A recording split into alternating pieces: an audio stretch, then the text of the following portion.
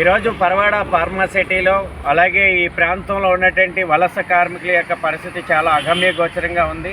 ఏంటి అంటే షెడ్లలో చిన్న చిన్న రేకుల షెడ్లలో కార్మికుల్ని అందులో పెట్టి కార్మికుల చేత పనులు చేస్తున్నటువంటి పరిస్థితి.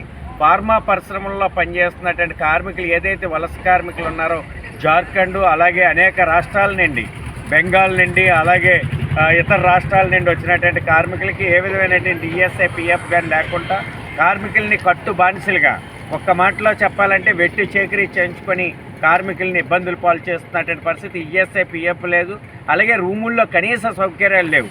పశువుల కంటే హీనంగా రేకుల షెడ్లలో వాళ్ళని కుటుంబాలను నివాసం ఉండేటట్లుగా పిల్లలకి చదువులు లేనటువంటి పరిస్థితి. మరోవైపు వాళ్ళ జీవనోపాధి కోసం పొట్ట చేతులు పట్టుకుని వస్తున్నటువంటి కార్మికులకు ఆరోగ్య సేవలు అందించే పరిస్థితి కానీ, అక్కడ ఉన్నటువంటి కార్మికులకి మంచినీరు సౌకర్యం కానీ, కనీసం కరెంటు సౌకర్యం కానీ ఏమీ లేకుండా ఒక చీకటి కొట్టుల్లో వాళ్ళు బందీలుగా మారి పనులు చేస్తున్నటువంటి పరిస్థితి. 12 గంటలు 14 గంటలు కూడా పనులు చేస్తున్నారు.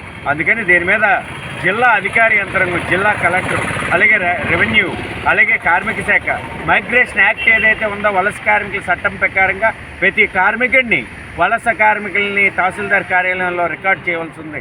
కానీ ఏ ఒక్క కార్మికుడికి కూడా ఇక్కడ లంకిలపాలెం షెడ్లో ఉన్నటువంటి కానీ ఫార్మాసిటీ సెంటర్లో ఫార్మాసిటీలోనే షెడ్లో ఉన్నటువంటి వాళ్ళకి కానీ తాడిలో ఉన్నటువంటి వాళ్ళకి కానీ ఏ విధమైనటువంటి మైగ్రేషన్ కార్మికులుగా నమోదు చేస్తున్నటువంటి పరిస్థితి లేదు.